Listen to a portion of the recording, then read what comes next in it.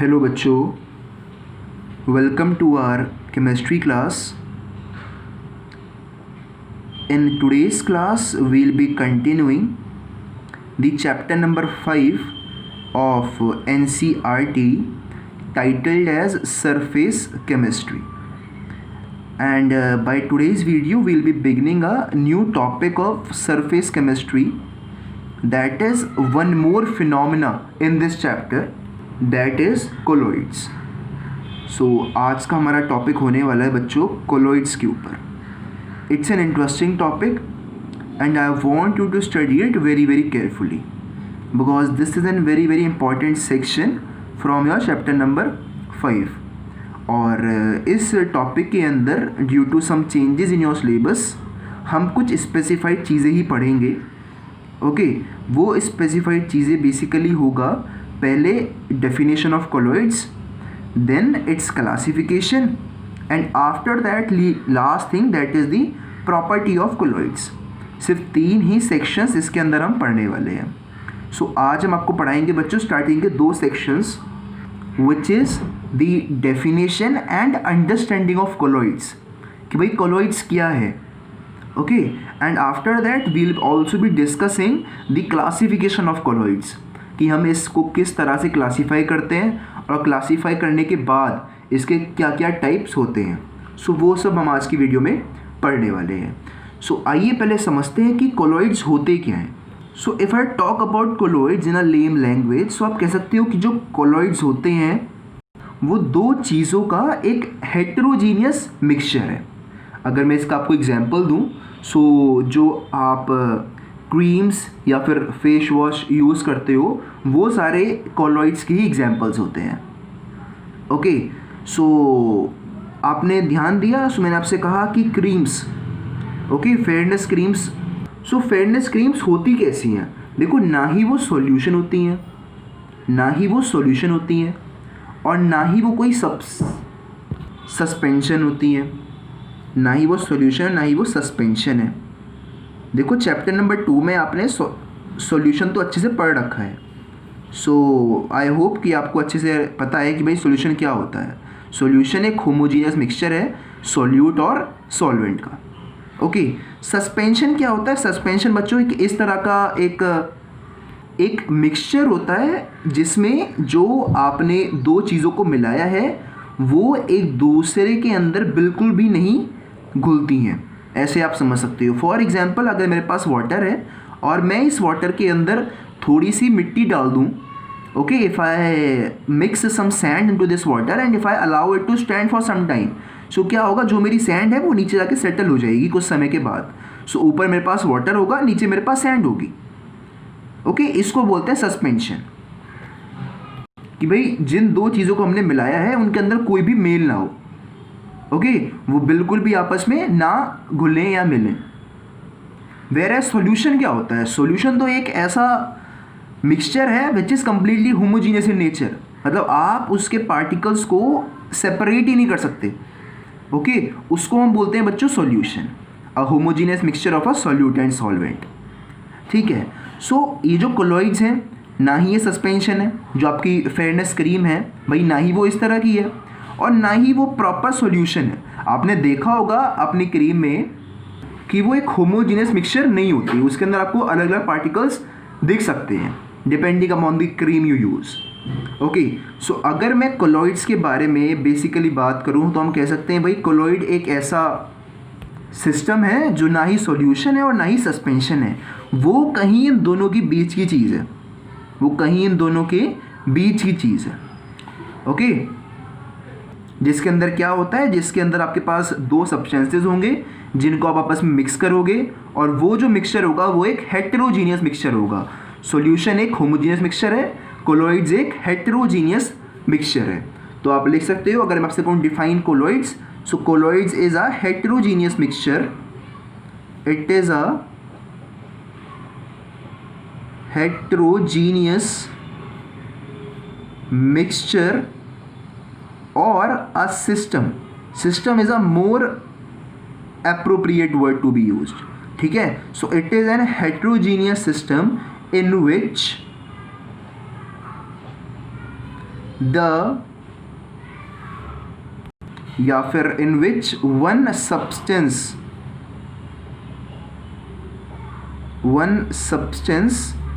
is dispersed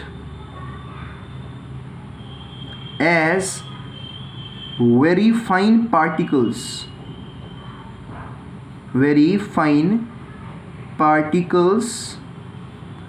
in another substance ठीक है। सो आपको भी क्या फ़र्क देखने को मिला सॉल्यूशन और कोलॉइड्स में? वो था बच्चों ये वर्ड हेटेरोजीनियस मिक्सचर। ठीक है, अब ये समझते हैं कि मैंने यहाँ पर कहा इन विच वन सब्सटेंस और यहाँ पर कहा अदर सब्सटेंस। सो ये वन सब्सटेंस और ये अदर सब्सटेंस क्या है? अगर आप इस डेफिनेशन को ध्यान से पढ़ोगे सो आप समझोगे कि ये जो सब्सटेंस है इसी को हमने इस वाले सब्सटेंस में डिसॉल्व किया है। सो ये जो हमारे पास ये अनदर सब्सटेंस है it is acting as a medium in which we are dissolving this particular substance.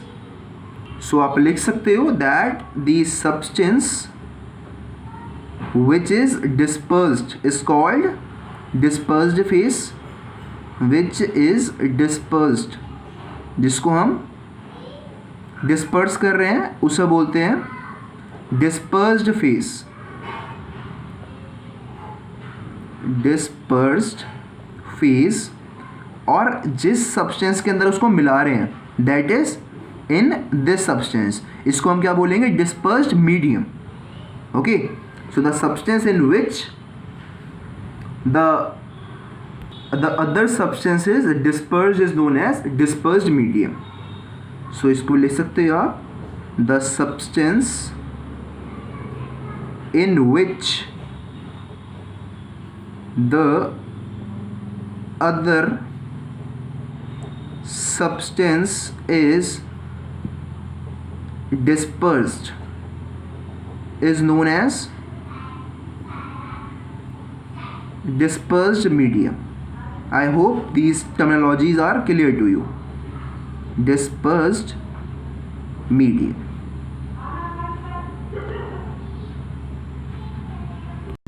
So over here let me shift this paper quite up. सो आपने यहाँ पर डिफाइन कर दिया कोलॉइड्स को, यहाँ पर इन सब्सटेंसेस को भी डिफाइन कर दिया। सो आई विल रिकमेंड यू जब आप एग्जामिनेशन में आपसे कहा जाए डिफाइन कोलॉइड्स, ओके, सो वहाँ पर लिखना it is a heterogeneous mixture in which one substance bracket में डिस्पर्स्ड फेस, ठीक है, ब्रैकेट में dispersed phase is dispersed as very fine particles, a very very important line which needs to be mentioned in your definition. Very fine particles से मतलब क्या है? Okay, and these particles are the main difference between a colloid and a solution. कि जो बच्चों इन particles की range होती है, इन पार्टिकल्स की साइज की रेंज होती है that is basically from 10 raised to the power 9 to 10 raised to the power -6 metre. ये क्या है? ये डायमीटर है आपके इन पार्टिकल्स का। सो आप देख सकते हो कि ये बहुत छोटा डायमीटर है, but let me tell you कि जो पार्टिकल्स आप मिक्स करते हो सॉल्यूशन में दैट इज सॉल्यूट पार्टिकल्स, उनका साइज इससे भी कम होता है। सो आपको अभी तो लग रहा होगा कि ये बहुत छोटा डायमीटर है, but if I talk on the micro level so ये कंपेरेबली बहुत बड़ा डायमीटर है किसी भी पार्टिकल का। Okay, these are basically macro molecules, big molecules as compared to a single molecule or an atom. Okay, so the basic difference if someone asks you between a colloid and a solution is the particle size of the dispersed phase. Particle size of the dispersed phase, जिसको हम यहाँ पर size होता है बच्चों 10 की power -9 to 10 की power -6 metre, और सस्पेंशंस में यही डायमीटर ऑफ द पार्टिकल्स इससे भी बड़ा होता है। सो आई होप आप समझ चुके हो कि ये हमने ऐसे क्यों कहा था कि कहीं बीच में लाई करता है, इसके और इसके बीच में क्यों? क्योंकि जो इसके पार्टिकल्स का साइज़ है वो 10 की पावर -9 मीटर से भी छोटा है। ओके, इससे भी छोटा साइज होता है इसके पार्टिकल्स का, सॉल्यूशन के पार्टिकल्स का। वेयर एज सस्पेंशन पार्टिकल्स का जो साइज होगा वो 10⁻⁻6 मीटर से भी बड़ा होगा। Late me right it properly, 10⁻⁻6 से भी बच्चों वो साइज बड़ा होने वाला है मीटर में। क्या है ये? डायमीटर है उन पार्टिकल्स का। और जो इसकी रेंज है वो 10⁻⁻9 से 10⁻⁻6 के बीच में होती है। So that is the reason मैं आपसे कहा था कि जो कॉलॉइड्स हैं they lie somewhere midway between the solutions and suspensions, कि ना ही ये इतने प्रॉपर मिक्सचर्स होते हैं, they are neither homogeneous mixtures and nor are they such mixtures in which the two substances are completely indissolvable. So I hope this definition of colloids is clear to you.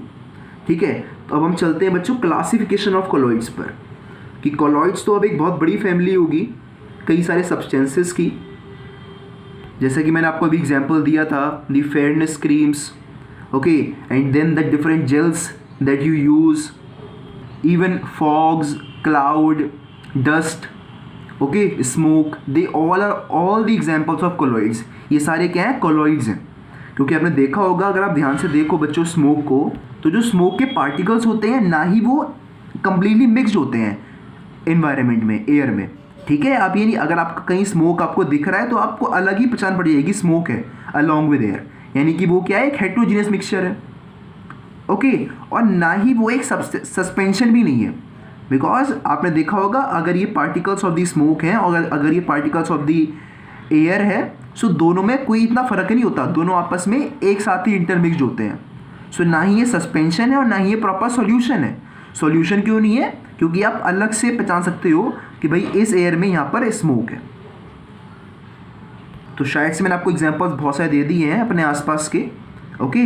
Fairness creams, different gels, then cloud, fog, mist, smoke, dust, even the milk that you drink is also an example of a colloid, ठीक है। So I hope कि आपको examples बहुत सारे मालूम पड़ गए हैं कॉलॉइड्स के। तो भाई अब इतने सारे मैंने आपको एग्जाम्पल्स दिए, अभी सारे सिमिलर तो है नहीं। ध्यान से देखो, अगर मैं बात करूँ स्मोक की और मैं बात करूँ मिल्क की, तो क्या दोनों सिमिलर चीज़ें हैं? बिल्कुल नहीं है भाई। मिल्क एक लिक्विड स्टेट में है और स्मोक एक गैसियस फेज में है।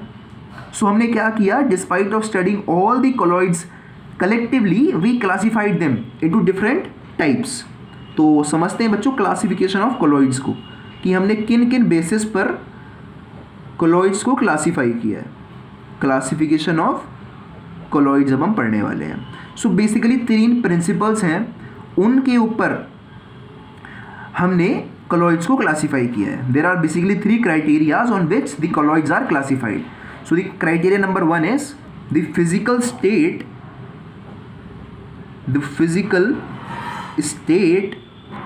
Of dispersed phase and dispersion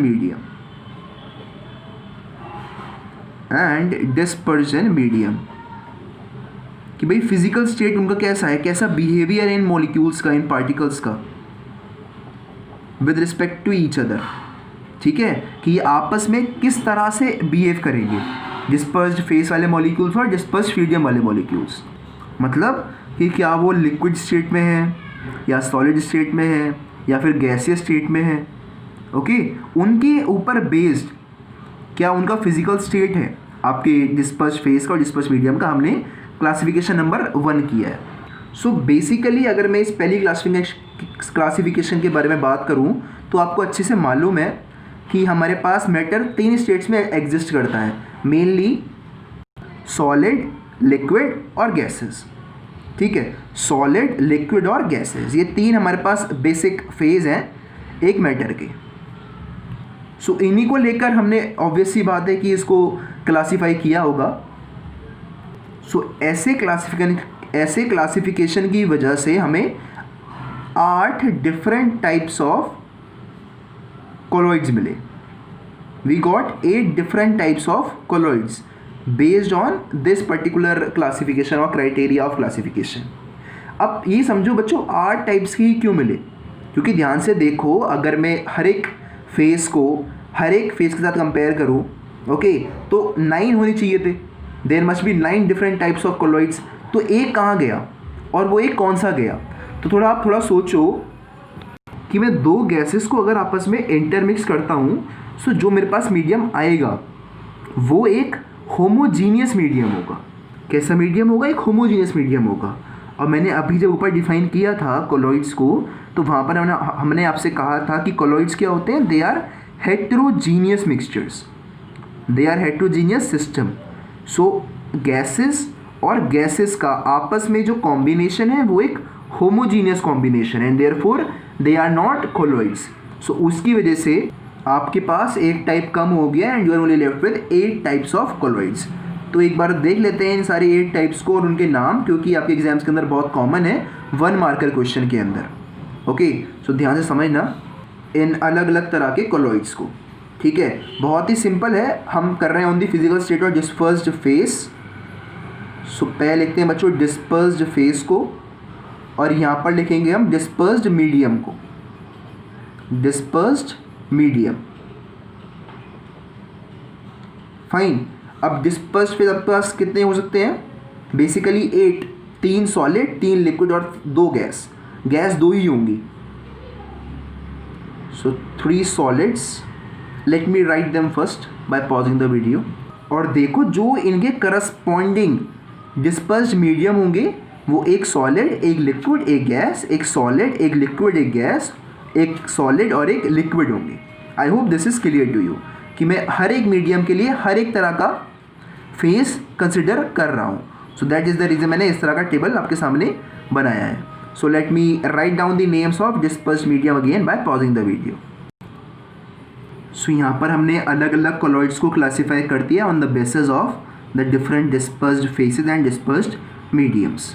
सो ध्यान से देखना, ये टर्मिनोलॉजी बहुत इंपॉर्टेंट है कि एग्जामिनर ऐसे पूछता है एग्जाम्स में कि कौन सा कोलॉइड फॉर्म होगा when I mix a dispersed phase of solid with a dispersed medium of gas.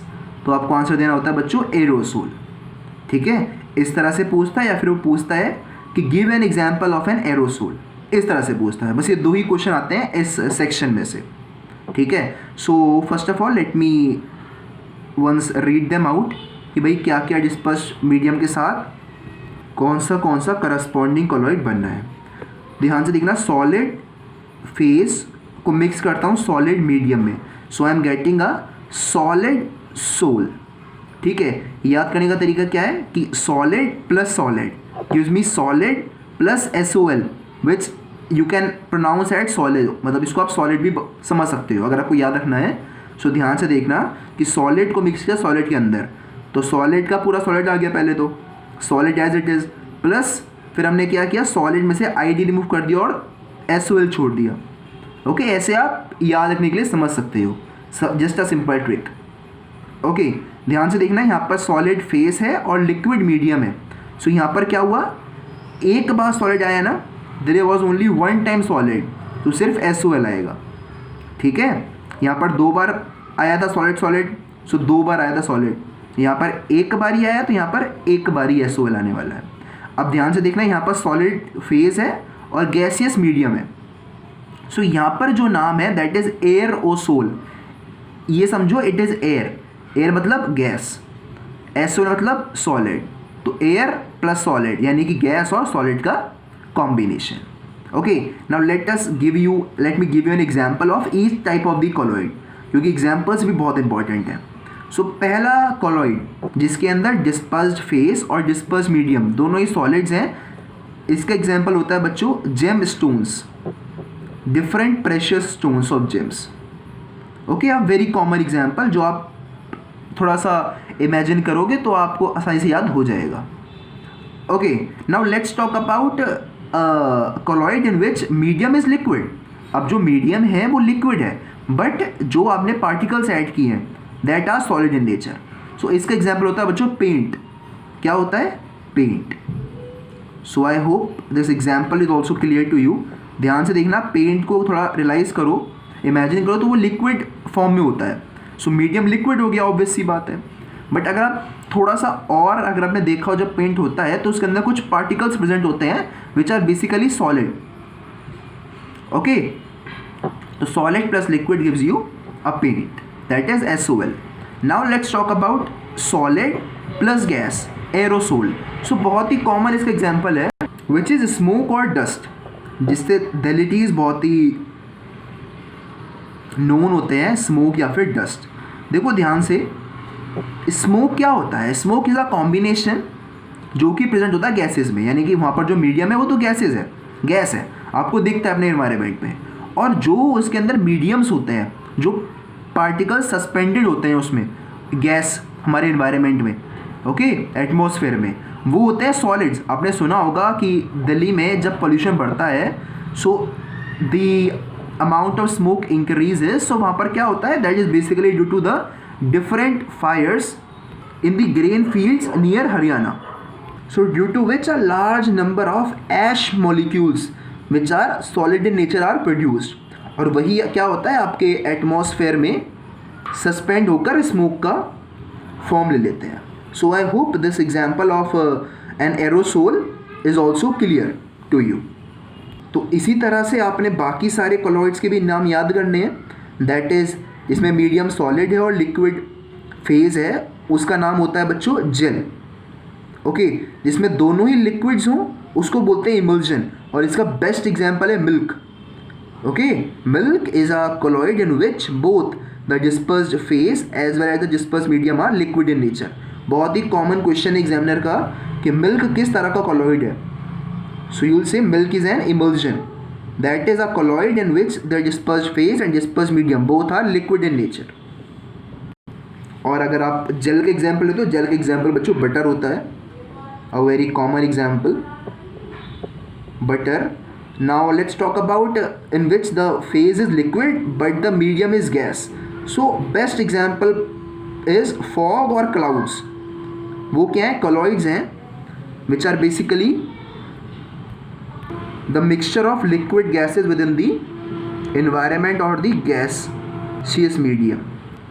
So I expect कि आपको ये टेबल अच्छे से याद हो गया होगा अब तक, ओके, कि किस मीडियम में किस तरह का फेज़ अगर मिलाएं तो क्या हमें कॉलॉइड मिलता है, उसका ये एग्जाम्पल. सिमिलरली नीचे के दो हैं, इसका भी एग्जाम्पल आप लिख लो.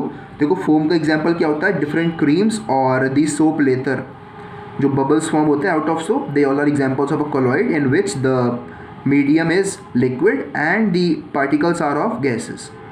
Okay, so यहाँ पर आप example ले सकते हो. Similarly the solid soul in which the famous example considered is foam rubber. And the reason behind laying special emphasis on this table is कि बच्चों ये टेबल बहुत बहुत इंपॉर्टेंट है और इस सेक्शन में से ये टेबल बहुत ही फ्रीक्वेंट है आपके एग्जामिनेशंस के अंदर. सो दैट इज़ द रीज़न हमने इतना डीपली जा करके आपको इसको समझाया है.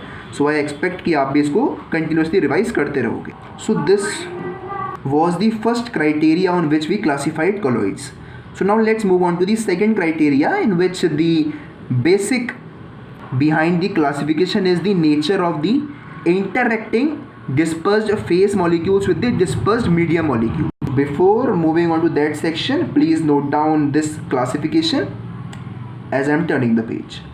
So अब हम पढ़ रहे हैं बच्चों classification based on the second criteria, that is on the nature of the interaction of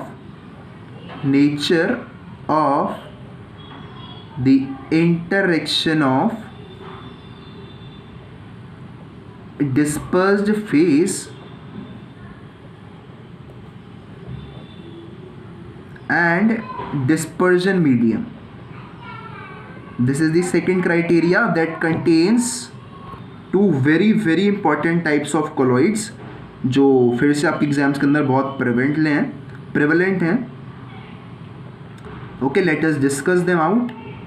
Okay, which are based on the criteria of this particular point. So इस क्राइटेरिया के ऊपर बेसिकली दो तरह के कोलॉइड्स होते हैं. पहला होता है बच्चों लायोफिलिक और दूसरा होता है लायोफोबिक. और आप इस पूरे सेक्शन को अभी स्टार्टिंग में ही समझ जाओगे, बस अब बड़े ध्यान से सुनना मेरी बातों को. ओके, हम बस इन दो चीज़ों को ही पढ़ना है, आगे इनके बारे में पढ़ना है। सो एक बेसिक आइडिया जो कि आप इस वर्ड को देख करके ही ले सकते हो, पहले उसको समझो। देखो बच्चों, जहाँ पर भी फिलिक और फोबिक आता है, सो फिलिक का हमेशा मतलब होता है लाइकिंग, ये आपने पहले भी कई बार ऑब्जर्व किया होगा। और जो फोबिया का मतलब होता है वो होता है बच्चों हेटिंग। क्या मतलब होता है बच्चों? Hating. Phobic means hating, philic means liking. जैसा कि अगर आपको याद हो तो हमने क्लास 11th के अंदर दो टर्म्स पढ़े थे, बेसिकली न्यूक्लियोफिलिक और इलेक्ट्रोफिलिक। तो वहाँ पर आपने देखा था कि वो किस तरह के एलिमेंट्स होते हैं, which like the positive charge and which like the negative charge. क्योंकि वहाँ पर फिलिक था तो वहाँ पर आया था बच्चों लाइकिंग, तो वही बात यहाँ पर भी है। तो अब ये लाइकिंग और हेटिंग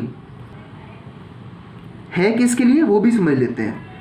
वो है बच्चों इस टर्म लायो के लिए। द टर्म लायो मीन्स लिक्विड, यानी कि हम पहले कोलॉइड्स ऐसे पढ़ेंगे, लायोफिलिक कोलॉइड्स, जिसमें जो कि आपका डिस्पर्जन फेस होगा, जो आपका डिस्पर्स्ड फेस होगा वो क्या करेगा, पसंद करेगा डिस्पर्जन मीडियम को, यानी कि लिक्विड को। ओके, बेसिकली हम क्या कर रहे हैं, डिस्पर्जन मीडियम को ही लिक्विड मान के चल रहे हैं। सो पहले कोलॉइड्स कैसे होंगे, जहाँ पर बहुत ही अच्छा इंटरेक्शन होगा between the disperse phase and disperse medium, because they have liking for each other, वो एक दूसरे को पसंद करते हैं। Okay, whereas in the second case हम ऐसे कोलॉइड्स को पढ़ेंगे जहाँ पर इन दोनों पार्टिकल्स के बीच में, डिस्पर्स्ड फेज वाले और डिस्पर्स मीडियम वाले पार्टिकल्स के बीच में हीटिंग होगी, दैट इज वो एक दूसरे को नापसंद करते होंगे। सो आई होप कि आपको अभी स्टार्टिंग में ही ये समझ के आइडिया लग गया होगा कि ये किस तरह के कोलॉइड्स होने वाले हैं। तो एक एक करके दोनों के बारे में बात करते हैं। पहले बात करते हैं बच्चों लायोफिलिक कोलॉइड्स के बारे में। देखो, इस सेक्शन में से आपके एग्जाम्स के अंदर बेसिकली पूछा जाता है define lyophilic colloids and define lyophobic colloids. उसके बाद एक आधी प्रॉपर्टी और है इन कोलॉइड्स के बारे में जो कि हम आपको पढ़ाते हुए समझा देंगे। सो पहले समझते हैं इनकी डेफिनेशन को। तो आप चाहो तो पहले ब्रैकेट में लिख सकते हो कि लायो मतलब होता है लिक्विड और फिलिंग मतलब होता है लाइकिंग, तो लिक्विड लाइकिंग या फिर लविंग, ये आप ब्रैकेट में लिख सकते हो ताकि आपको फ्यूचर में ये याद रहे। Lyo means liquid, philic means liking. So now let's first of all define these types of colloids.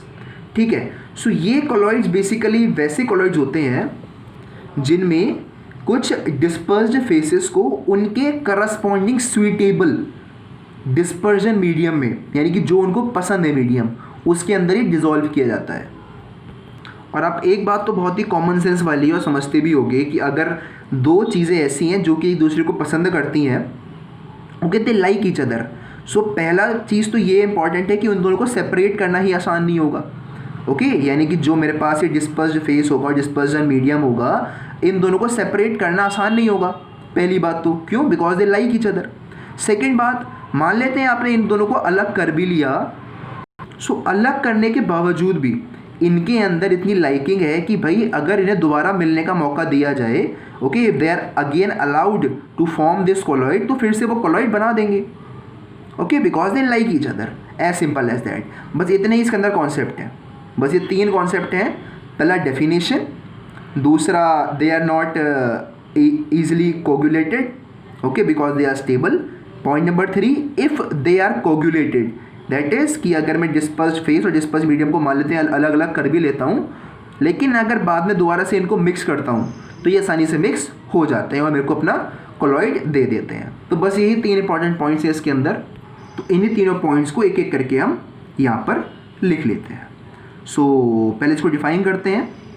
So it is, या फिर let's begin with these are colloidal solutions directly formed by mixing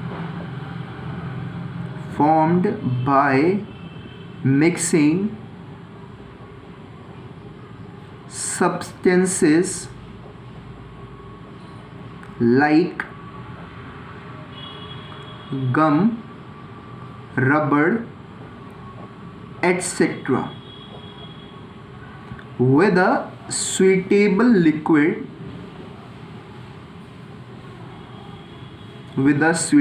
liquid, या फिर आप बोल सकते हो dispersion medium,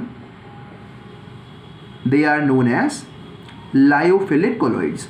Now the reason behind mentioning these substances was कि कई बार एग्जामिनर क्या करता है बच्चों, या वो ऐसा कर सकता है कि he may ask you that these types of substances forms which types of colloids, तो आपको जवाब देना होगा lyophilic colloids. सो भाई इसलिए मैंने आपको ये substances के थोड़े बहुत एग्जाम्पल्स लिखवा दिए. ओके, सो ये क्या है, these are colloidal solutions which are formed by mixing substances with a suitable liquid or the dispersion medium. सो ये तो इनके बारे में एक बात हो गई. अगली बात क्या थी, ये बहुत ज़्यादा स्टेबल होते हैं. They are quite stable and are different and are difficult to coagulate. They are quite stable and can not be easily coagulated. यानी कि ये आपस में से अलग करना इनको बहुत मुश्किल होता है. Can not be easily coagulated. Now the point number 3, मान लेते हैं आपने इनको किसी प्रोसेस से कोगुलेट कर दिया, लेकिन दोबारा अगर आप इनको अलाउ करोगे आपस में मिक्स होने के लिए, तो ये दोबारा से बहुत ही सिंपली मिक्स हो जाएंगे and they will give you again the lyophilic colloid. तो इसी वजह से इसको हम कभी कभी रिवर्सिबल सॉल्ट्स भी बोल देते हैं, रिवर्सिबल सॉल्यूशंस भी बोल देते हैं. सो थर्ड पॉइंट के अंदर आप लिख सकते हो that if these particles are separated,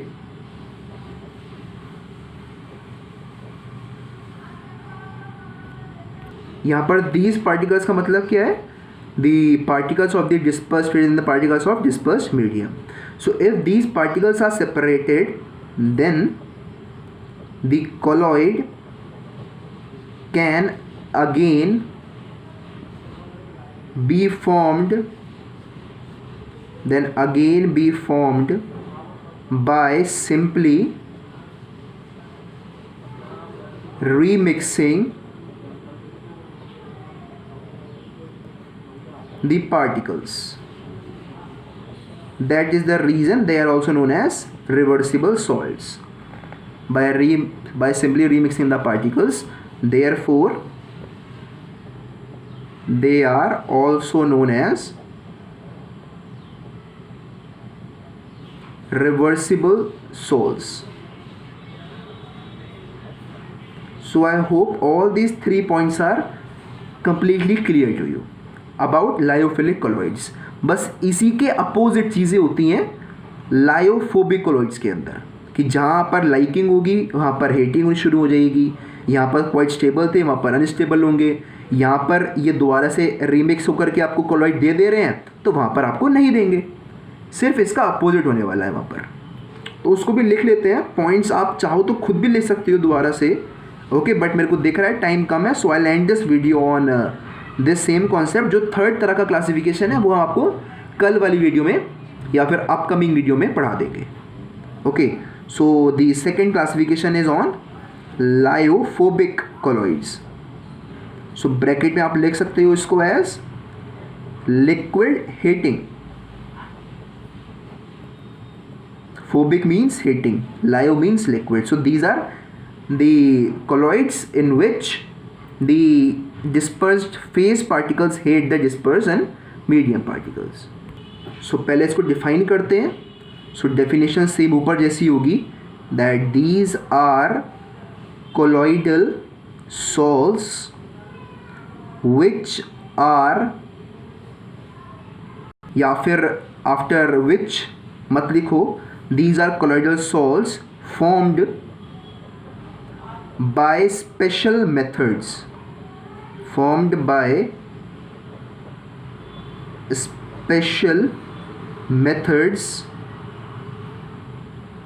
on mixing substances like metals,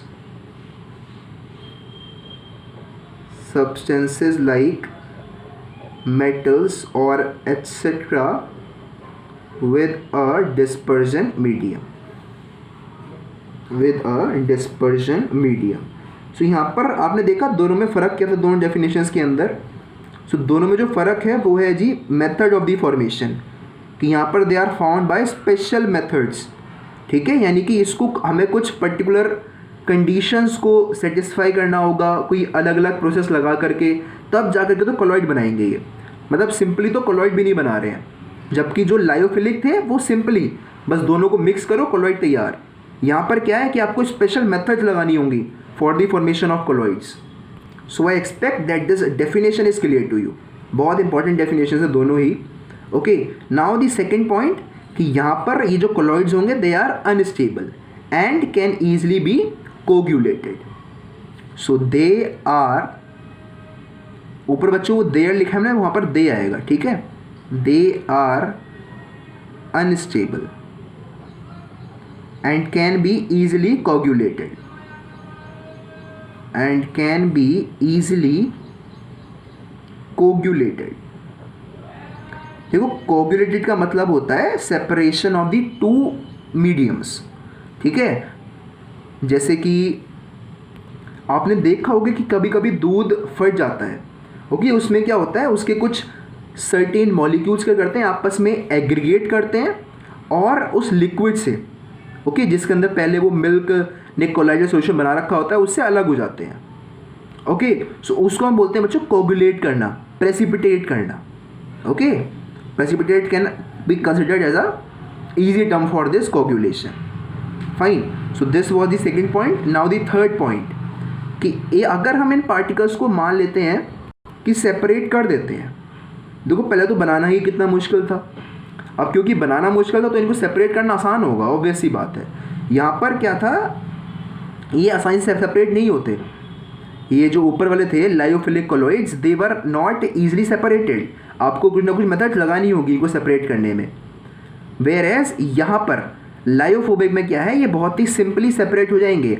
आप थोड़ा सा इनको डिस्टर्ब करो, थोड़ा सा शेक करो इनको, तो ये फिर से ब्रेक हो जाएंगे अपने डिस्पर्स्ड फेज और डिस्पर्स्ड मीडियम में, और दोबारा सिंपली मिक्स करने पर कोलॉइड देंगे भी नहीं.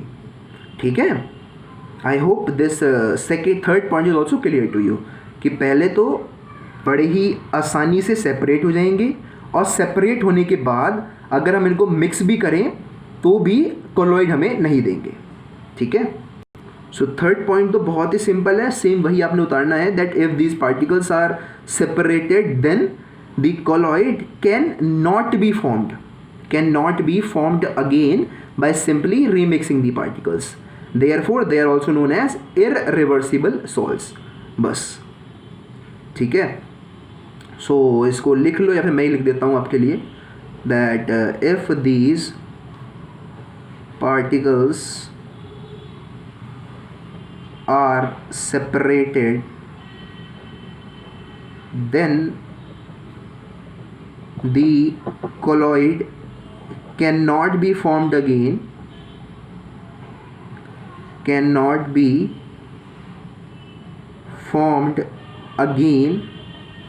by simply mixing the particles. Mixing, I hope this is visible, mixing the particles, and therefore they are also known as, क्या बोलेंगे इसको, irreversible salts. ठीक है, तो अगर आपसे पूछता एग्जामिनर डिफाइन इररिवर्सिबल सॉल्ट्स, तो do not confuse, irreversible salts बोले या फिर लायोफिलिक कोलॉइड्स बोले, दोनों की बात, दोनों का मतलब एक ही है. और अगर आपने एग्जामिनर को इम्प्रेस करना है तो ये भी आप लिख सकते हो ब्रैकेट में आगे जब आप एग्ज़ाम के अंदर लिख रहे हो, क्योंकि तो एग्जामिनेशन एक ऐसा समय होता है जहाँ पर जो कुछ भी आपने सीखा है उसमें से अच्छी चीज़ें आपने एग्जामिनर के सामने प्रेजेंट करनी होती हैं. ओके, जो भी आप प्रेजेंट कर सकते हो इन दी मोस्ट इफेक्टिव मैनर उसको प्रेजेंट करो, बट देखो कि कितने मार्क्स का है, टाइम है या नहीं है, उसके हिसाब से करना. ठीक है, बट इसको लिखने में ज़्यादा टाइम जाएगा नहीं. सो आई वुड रिकमेंड यू, अगर आपके एग्जाम में आता है डिफाइन लायोफिलिक कोलॉइड्स, तो आगे आप लिख सकते हो दैट लायो means liquid, phobic means heating. So these are liquid heating colloids which are colloidal solutions formed by special methods. और यहाँ पर बच्चों कॉमा आएगा वरना सेंटेंस की सेंस नहीं बनेगी. ठीक है, these are colloidal salts formed by special methods on mixing substances like metals with a dispersion medium. So I hope this classification based upon the second criteria of the nature of interaction between the molecules of dispersed phase and dispersed medium was also clear to you. So for today's video, that's all. Thank you very much.